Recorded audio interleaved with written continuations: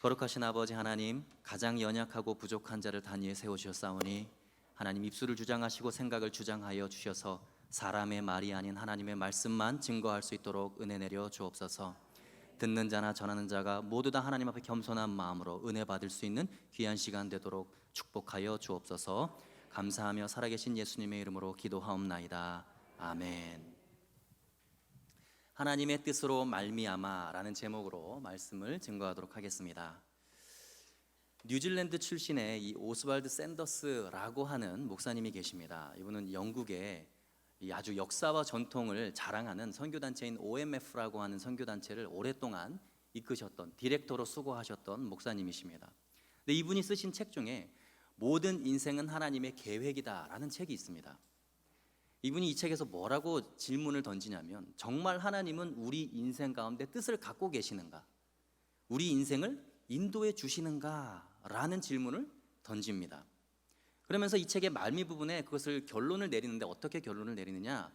반드시 그렇다. 반드시 우리는 하나님의 뜻 가운데 있는 인생이다 라고 결론을 내립니다. 우리에게 아버지라고 부르게 하신 분이라면 인도하심을 구하는 자녀를 절대로 거부할 수 없다라는 것입니다. 하나님을 향한, 우리를 향한 하나님의 뜻이 우리 인생 가운데 반드시 펼쳐지고 있다는 것이죠. 그리고 그 하나님의 뜻대로, 하나님의 섭리대로 우리를 인도하시겠다는 하나님의 결의와 결단이 반드시 있다라고 이야기를 합니다. 그래서 우리의 인생은 하나님의 철저한 뜻 가운데 있다는 것을 추호도 의심해서는 안 된다라고 이 목사님이 책에서 말씀을 하십니다. 예수님의 경우를 한번 생각해 보십시오. 예수님께서는요, 이 예수님의 인생을 향한 하나님 아버지의 뜻이 분명히 있다는 사실을 너무나 잘 알고 계셨습니다. 그리고 그것을 너무나 잘 믿고 계셨어요. 그리고 그 아버지의 뜻대로 그대로 모든 것을 다 감당하시면서 살아가셨습니다. 그래서 그런 의미에서 본다면 예수님은요, 철저하게 하나님의 뜻에 따라 수동적으로 삶을 사시면서도 하나님의 뜻으로 말미암아 벌어지는 모든 상황들과 현실들과 사람들에 대해서는 굉장히 능동적이고 주도적으로 사랑하셨습니다. 이게 이제 무슨 말인지, 수동적인 삶을 살면서도 능동적인 삶을 살았다, 이게 무슨 말인지 잘 이해가 안 가실 텐데요, 사실 예수님의 삶이 너무나 독특하고 특별하기 때문에 이렇게밖에 표현할 길이 없습니다. 제가 이제 설명을 좀 드릴게요. 예수님은요, 자신의 인생을 향한 하나님의 뜻이 무엇인지를 다 알고 계셨어요. 그리고 그것 때문에 본인이 이 땅에 오셨다는 것도 잘 알고 계셨습니다. 그래서 제자들이 자기를 배신할 것에 대해서도 잘 알고 계셨어요. 그리고 자기를 팔아 넘길 것에 대해서도 너무나 잘 알고 계셨습니다. 그리고 결국에는 십자가에서 비참하게 최후를 맞이할 것이라는 것도 알고 계셨어요. 그러면서도 단 한 번도 거기에 대해서 인간적인 반응을 하지 않으셨습니다. 그 상황을 그냥 완벽하게 수동적으로 다 감당하셨어요. 왜냐? 그것이 하나님 아버지의 뜻이라는 믿음이 있었기 때문에 그렇습니다. 그런데 놀라운 것은 그렇게 수동적으로 십자가의 모든 고통과 사람들의 배신을 다 겪어가면서도 예수님께 그렇게 악을 행하고 십자가에 예수님을 못 박는 그들을 향해서 예수님은 능동적으로, 주도적으로 그들을 사랑하셨습니다. 그게 예수님의 삶의 모습이었다라는 것이죠. 한결같이 주도적으로 자기에게 악을 행하는 사람들에게 선을 행하셨다라는 것이죠. 보통 사람 같으면 이런 배신자들, 내가 3년을 키웠는데 너희가 어떻게 나를 배신할 수 있냐? 보통 이렇게 반응을 할 텐데, 예수님은 그 배신자에게 뭐라고 말씀하시냐? 내가 나를 사랑하느냐? 내가 너를 위해 기도하고 있다. 다시 내 양을 먹이라. 내 양을 치라. 십자가에 못 박혀 있는데 저주하고 조롱하는 그 사람들을 향해서 아버지, 저들의 죄를 사하여 주옵소서. 대단히 주도적이고 능동적인 사랑의 반응이었다는 거예요. 상대편이 어떤 자극을 해도 반응은 한결같이 사랑이었습니다. 은혜였습니다. 왜냐하면 이 모든 상황이 하나님의 뜻으로 말미암아 된 것임을 완벽하게 믿기 때문이에요. 하나님의 예정 가운데 하나님께서 저들의 악을 사용하셔서라도 인류를 구원하는 놀라운 구속의 역사를 이루고 계신다는 것을 예수님은 철저하게 믿고 계셨어요. 세상 사람들이 보기에는 비참하게 죽임당하는 것 같지만, 그리고 예수님은 마지막에 십자가에서 뭐라고 말씀하셨죠? 내가 다 이루었다, 이렇게 말씀하시잖아요. 여러분, 우리 인생 속에 펼쳐지는 하나님의 뜻과 하나님의 섭리를 믿으십니까? 여러분이 믿고 계신다면 결국에는 다 이루어집니다. 하나님의 뜻 가운데 있는 그리스도인들은 절대로 실패할 수가 없다는 것이죠. 오늘 본문에는 사도 바울이 자신을 소개하고 있습니다. 근데 그 소개하는 표현을 통해서 우리가 무엇을 알 수 있는가? 그리스도인들의 삶은 반드시 승리하는 삶이다라는 거예요. 근데 승리하기 위해서 자신의 정체성을 먼저 명확히 해야 한다. 그래서 그리스도인은 어떤 정체성을 가지고 살아가야 하는지 이 바울의 자신을 소개하는 이 표현을 통해서 우리에게 잘 가르쳐주고 있습니다. 그리스도인이 승리할 수 있는 이 첫 번째 이 정체성이라는 것은 어떤 것이냐? 바로 하나님의 뜻으로 말미암는 인생이다라는 거예요. 오늘 본문의 1절 말씀인데요. 우리 다시 한번 읽어보도록 하겠습니다. 시작. 하나님의 뜻으로 말미암아 그리스도 예수의 사도된 바울은 에베소에 있는 성도들과 그리스도 예수 안에 있는 신실한 자들에게 편지하노니. 아멘. 자, 하나님의 뜻으로 말미암아라고 시작을 하고 있습니다. 에베소서는 여러분 서간문입니다. 편지글이죠. 그래서 편지 서두에 자기 자신을 소개하는 부분이 대단히 중요합니다. 내가 누군지를 알아야 읽는 독자에게 어필이 될 수 있으니까 자기가 누군지를 잘 소개해야 되는 거예요. 그런데 그 대목에서 첫 번째 자기를 소개하는 부분에서 바울이 뭐라고 표현을 하고 있냐? 하나님의 뜻으로 말미암아 그리스도 예수의 사도가 된 바울이다 이야기를 하고 있죠. 자신의 정체성을 그렇게 표현하고 있는 것입니다. 하나님의 뜻으로 말미암은 인생이다. 여러분, 지금 바울은요, 모든 것이 하나님의 뜻으로 된 것이다 라고 고백할 만큼 그렇게 여유 있는 상황이 아닙니다. 굉장히 비참한 상황이에요. 왜냐하면 지금 이 에베소서를 어디에서 쓰고 있느냐? 로마 감옥에 갇혀서 쓰고 있습니다. 에베소서, 빌립보서, 골로새서, 빌레몬서, 이 4개의 서신은 여러분 옥중 서신이에요. 그 중에서 이 에베소서는 사도 바울의 마지막 인생의 끝자락에 쓰여졌습니다. 그 얘기는 뭘 의미하냐면 죽을 날을 받아놓고 쓴 서신이라는 거예요. 바울의 입장에서 정말 하고 싶지 않은 말 한마디가 있다면 지금 이렇게 비참하게 죽임을 당해야 하는 자신의 인생이 하나님의 뜻으로 말미암아 된 인생이다라는 이 말일 것입니다. 내가 이렇게 수고하고 복음을 위해서 목숨 걸고 하나님께 순종했는데 이게 진짜 하나님의 뜻인가? 하나님의 뜻이라면 내가 어떻게 이렇게 비참하게 죽임을 당할 수 있겠는가? 인간적인 생각이 들지 않았겠습니까? 지금의 이 상황 하나님의 뜻이 아니야, 절대 아니야 라고 말하고 싶었을 것입니다. 그런데 바울은 뭐라고 말씀하고 있냐? 바로 이 모든 것이 하나님의 뜻으로 말미암은 것이다 라고 자기 인생을 한마디로 규정짓고 있는 거예요. 여러분, 하나님께서는 우리가 예수님의 형상을 닮아갈 수 있도록 하기 위해서 아주 다양한 상황들을 우리 인생 가운데 허락하십니다. 예를 들어서 우리의 삶에서 좋은 일도 있고 나쁜 일도 있습니다. 물론 우리가 좋은 일과 행복한 일만 있기를 바라지만 좋은 일과 나쁜 일이 다 섞여 있다는 거예요. 그런데 그렇게 좋은 일과 나쁜 일이 우리 삶 속에 존재할 때 우리는 하나님이 원하시는 모습으로 예수님의 형상을 닮아갈 수 있다라고 하는 것입니다. 예를 들면 내가 생각할 때 어떤 날은 굉장히 행복한 날이었어요. 그런데 어떤 날을 생각하면 너무나 마음이 아파요. 내 인생에 왜 그런 날이 있었을까? 그런데 하나님은 이 두 가지 상황을 하나님의 뜻 가운데서 잘 섞으셔서 하나님의 선을 우리 인생 가운데 이루어 가신다라는 것이죠. 필연과 악연 그리고 선과 악마저도 다 우리의 삶 속에서 필요한 요소가 되게 하셔서 나중에는 그 모든 것이 하나님의 뜻으로 말미암아 합력하여 우리 인생의 가장 아름다운 선으로 빚어 가신다라는 것입니다. 하나님께서 우리 인생에 다양한 색깔의 사건들을 다 허락하셨고 그 다양한 색깔의 사건들을 하나님께서 잘 배합하셔서 하나님의 뜻 가운데서 모든 것을 합력하여 선을 이루고 하나님의 뜻을 우리 인생 가운데 이루어 가신다라는 거예요. 그 사실을 우리는 믿어야 한다는 것입니다. 그것을 증명해 주는 말씀이 바로 우리가 잘 알고 있는 로마서 8장 28절의 말씀인데요. 우리 함께 읽어보도록 하겠습니다. 시작. 우리가 알거니와 하나님을 사랑하는 자 곧 그의 뜻대로 부르심을 입은 자들에게는 모든 것이 합력하여 선을 이루느니라. 아멘. 자, 지금 하나님이 우리를 사랑하시는 것과 우리를 부르셨다라고 하는 것을 어떻게 표현하고 있느냐? 하나님을 사랑하는 자, 곧 그의 뜻대로 부르심을 입은 자들, 역시 하나님의 뜻이라고 이야기를 하고 있죠. 하나님의 뜻으로 말미암아 부르심을 받은 자들을 어떻게 하신다고요? 모든 것을 합력하여 결국은 그의 인생 가운데 선을 이루신다라고 성경은 약속하고 있습니다. 그 선이 누구의 뜻대로 이루어지느냐? 바로 하나님의 뜻으로 말미암아 이루어진다라는 것이죠. 그래서 오늘 본문에 바울이 자기 자신을 소개할 때도 마찬가지입니다. 로마서에서 이렇게 고백했던 것처럼 똑같은 고백을 하고 있는 것이죠. 모든 것이 하나님의 뜻으로 말미암는 인생이 바로 하나님께 부르심을 입은 자들의 인생이다라는 것입니다.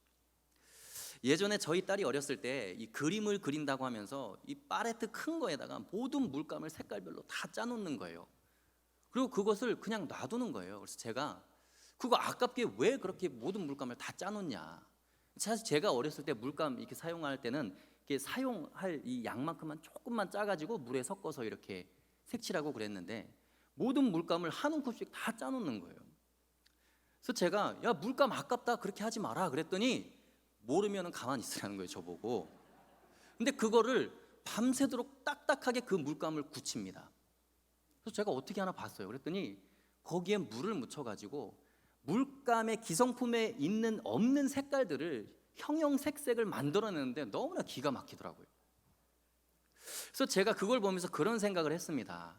야, 진짜 하나님께서는 우리 인생의 팔레트 위에 밝은 색깔의 사건, 어두운 색깔의 사건 다 짜놓으시고 그것을 하나님의 디자인에 맞춰서 뜻 가운데 다 융합해가지고 예수 그리스도라는 이 세상에는 찾아볼 수 없는 너무나 멋지고 아름다운 인격의 색깔들을 내 속에 만들어가고 계시는구나.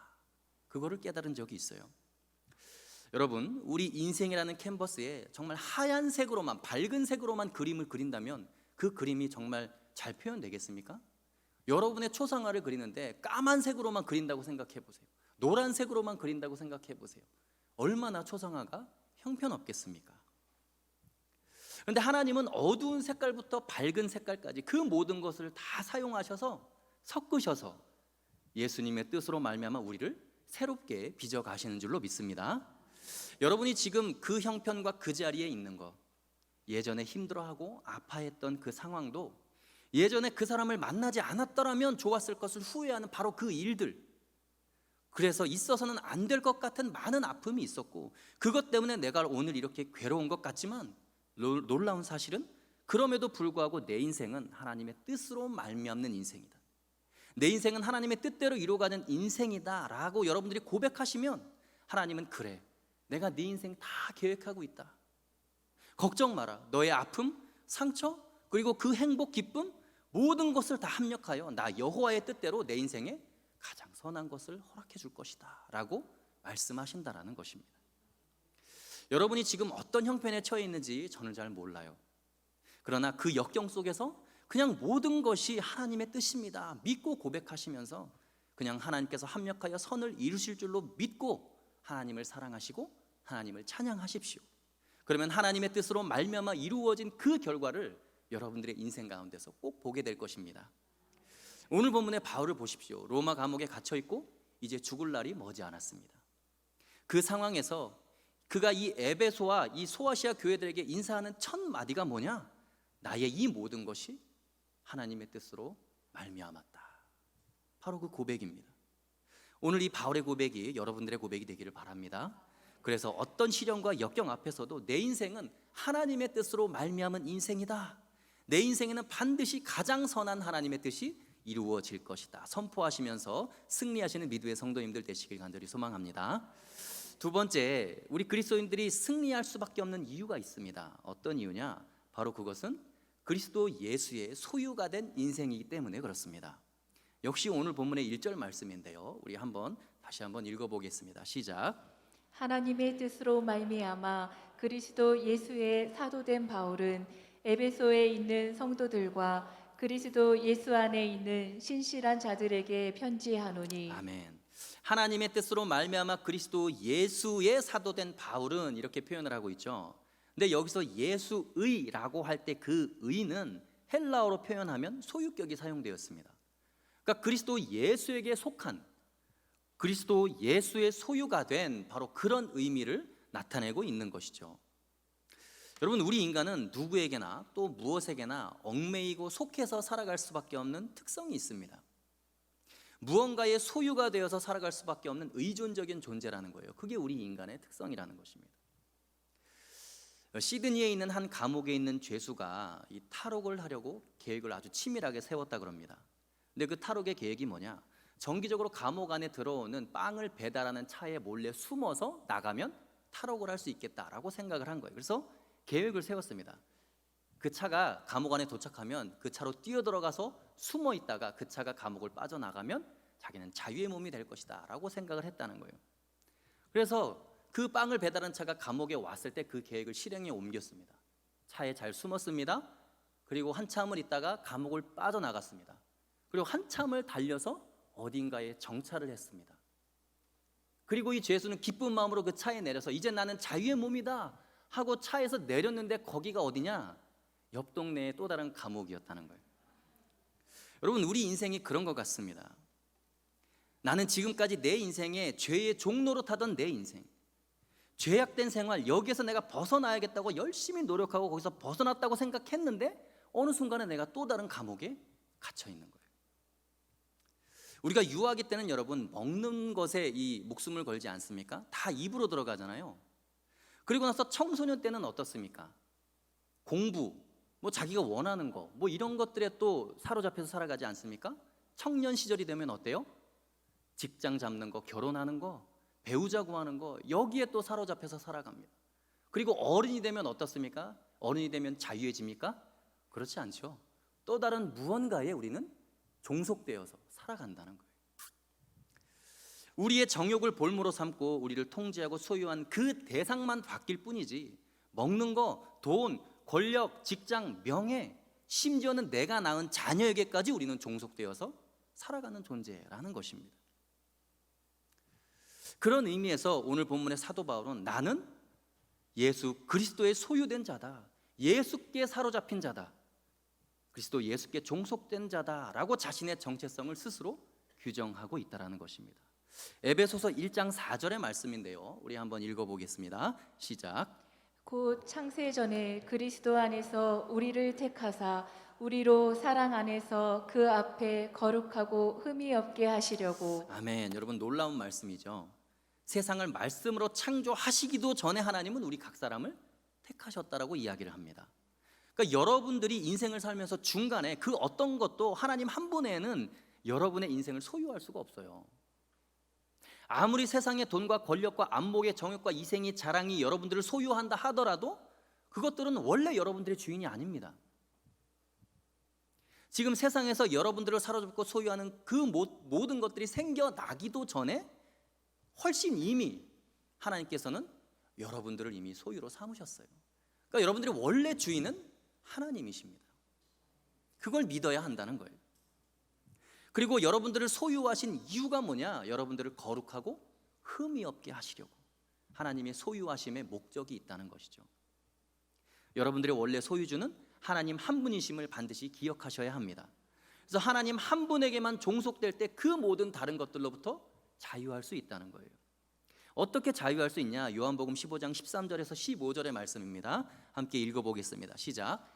사람이 친구를 위하여 자기 목숨을 버리면 이보다 더 큰 사랑이 없나니 너희는 내가 명하는 대로 행하면 곧 나의 친구라. 이제부터는 너희를 종이라 하지 아니하리니 종은 주인이 하는 것을 알지 못함이라.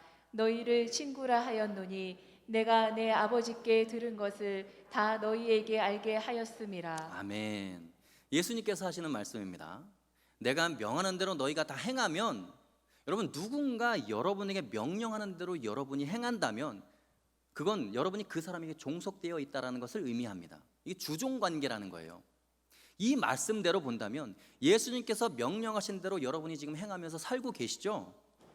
그러면 여러분들은 예수님의 종속된 거예요. 예수님의 종으로 살고 있다는 것입니다. 예수님의 소유가 되어 있다라는 것이죠. 거기까지는 이해가 되는 말씀인 것 같아요. 잘 이해가 됩니다. 그런데 예수님은 그것을 그렇게 생각하지 않으신다라는 거예요. 예수님은 예수님 자신과 여러분의 관계를 어떻게 생각하시냐? 내가 더 이상 너희를 종이라 하지 않겠다. 너와 내가 종속 관계가 아니다. 너와 나는 친구의 관계다 라고 자유를 주시는 거예요. 여러분이 나는 그리스도의 소유가 된 자다, 나는 주님의 종이다라고 고백하는 그 순간 예수님은 아니다, 종이 아니다, 더 이상 종이 아니라 너는 나와 친구이다 라고 말씀해 주신다는 것입니다. 정말 놀라운 말씀입니다. 창조주와 친구가 될 수 있다라는 것. 여러분, 창조주와 친구가 될 수 있다라는 것은 여러분 진정한 자유를 의미하는 것이죠. 여러분, 친구가 영어로 뭡니까? 영어로 프렌드죠. 네, 프렌드. 그런데 이 프렌드는 여러분 사실 자유를 의미하는 프리덤과 같은 어근을 사용하고 있어요. 같은 프리에서 나온 단어입니다. 그러니까 친구라는 단어에서 자유라는 단어가 파생됐다는 거예요. 다시 말해서 친구는 여러분 자유로운 존재를 의미합니다. 여러분 주변에 본인이 여러분의 친구라고 해놓고 여러분을 강제로 겁박하고 그냥 막 강제로 억압하는 사람이 있습니까? 그럼 친구가 아니죠. 주종관계일 것입니다. 다시 말해서 예수님의 말씀대로 온전히 순종하고 행하는 그 순간부터 우리는 진짜 자유를 얻게 되고 예수님의 친구가 된다라는 것입니다. 그러니까 바울은 이 모든 것을 이미 다 알고 있고 자신이 그리스도 예수의 소유가 되었고 그분의 종속되어 있음으로 말미암아 자신은 예수님의 친구가 되었다라고 자기 정체성을 고백하고 있는 것입니다. 비록 자신은 로마 감옥에 갇혀 있지만 그리스도 예수의 소유된 자가 되었기 때문에 자기는 예수님의 친구다라는 거예요. 참 자유인이라고 고백을 하고 있는 것이죠. 그래서 나 바울은 그리스도 예수의 소유다라고 이 고난 속에서도 감옥 안에서도 모든 것이 묶여있는 상황 속에서도 고백할 수 있었다는 것입니다. 사랑하는 성도 여러분, 여러분의 인생은 예수 그리스도의 완전한 소유가 되었습니다. 이번 9월 한 달 동안 여러분 선포하고 고백하십시오. 나는 주님의 소유다. 내 인생은 예수 그리스도의 소유가 되었다. 세상의 다른 그 어떤 것도 나를 사로잡고 소유할 수 없다. 믿음으로 고백하신 9월 한 달 되시길 간절히 소망합니다. 그리스도인들이 삶에서 반드시 승리할 수밖에 없는 이유, 세 번째, 그리스도 예수 안에 있는 신실한 자들이기 때문에 그렇습니다. 역시 오늘 본문의 1절 말씀인데요, 함께 읽어보겠습니다. 시작. 하나님의 뜻으로 말미암아 그리스도 예수의 사도된 바울은 에베소에 있는 성도들과 그리스도 예수 안에 있는 신실한 자들에게 편지하노니. 바울이 지금 이 편지를 읽고 있는 대상들을 뭐라고 부르고 있죠?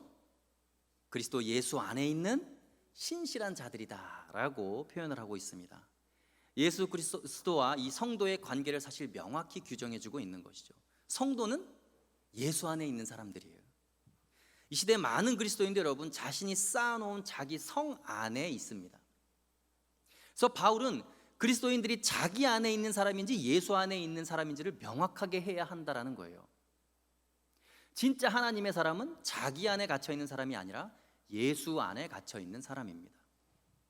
대부분의 그리스도인들이 주중에는 예수님 밖에 있고 주일에는 예수님 안에 있습니다. 그래서 예수님 안과 밖을 양다리를 걸치고 아주 왔다 갔다 하면서 아주 독특한 삶을 사는 사람들이 많습니다. 그런데 예수님 안에 있다라는 것이 뭘 의미하는 것이냐면 예수님 밖에 있으면 나는 철저한 죄인이고 타락한 인생이다라는 고백인 거예요. 그리고 예수님 안에 있으면 나는 은혜를 의지하며 살아가는 주님의 사람이다라는 그 고백인 것입니다. 그래서 예수님 밖에 있으면 나는 타락한 존재가 될 수밖에 없다는 자의식을 가지고 살아가야 된다는 거예요. 예수님의 은혜가 없이는 살아갈 수 없는 존재입니다. 그래서 나는 예수 안에 예수의 십자가 공로만 의지할 수밖에 없는 죄인입니다 라고 하는 고백으로 가득 찬 사람이 바로 예수 안에 있는 사람이다라는 것입니다. 스스로 내 열심과 내 물질과 내 지혜와 내 능력으로 교회 잘 섬기고 신앙생활 잘할 수 있다고 생각하는 것은 그리스도 밖에 있는 사람이죠. 자기 안에 있는 사람입니다. 내 실력이 이만큼 되기 때문에 하나님께 훌륭한 일꾼이 될 수 있다? 그렇게 생각하고 섬기는 것은 하나님의 일을 하는 것이 아니라 자기 일을 하는 것입니다.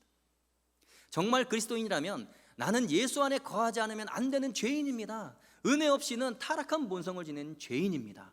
그 죄의식이 반드시 자기에게 있어야 한다는 것입니다. 오늘 본문에서 바울은요 그리스도 예수 안에 있는 신실한 성도들에게 라고 하면서 이 에베소와 소아시아 교인들 그들에게 예수 그리스도 안에 있는 사람들이 되기를 간절히 바라고 있습니다.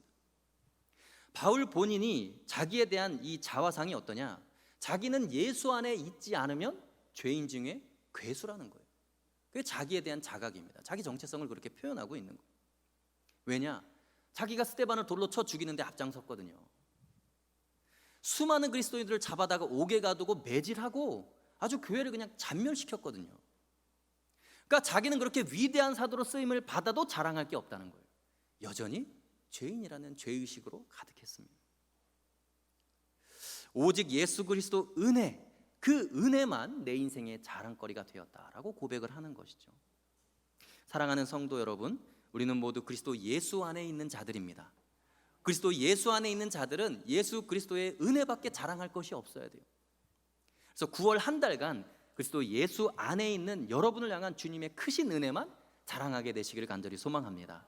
그래서 오늘 본문에 바울이 자기 자신이 누구인지 자신의 정체성을 명확하게 밝히고 있는 것처럼 여러분들의 그리스도인으로서의 정체성을 명확히 하시기를 간절히 소망합니다. 승리하는 그리스도인의 정체성 3가지를 말씀드렸습니다. 첫 번째가 뭐였습니까? 내 인생은 하나님의 뜻으로 말미암아 반드시 승리하는 인생이 될 것이다. 두 번째는 무엇입니까? 내 인생은 그리스도 예수의 소유가 된 인생이다. 세 번째는 무엇입니까? 내 인생은 철저하게 그리스도 예수 안에 있는 인생이다. 선포하시면서 하나님의 자녀로 승리하시는 9월 한 달 되시길 간절히 소망합니다. 함께 기도하겠습니다. 살아계신 하나님 아버지, 우리의 모든 인생이 하나님의 뜻으로 말미암아 이루어지는 인생임을 고백합니다. 내 인생은 그리스도 예수의 소유가 된 인생입니다. 내 인생은 철저하게 그리스도 예수 안에 있는 인생입니다. 선포하면서 삶의 현장에서도 그 말씀 붙들고 하나님의 자녀로서 믿음으로 승리하는 삶을 살 수 있도록 우리를 인도하여 주옵소서. 감사하며 살아계신 예수님의 이름으로 기도하옵나이다. 아멘.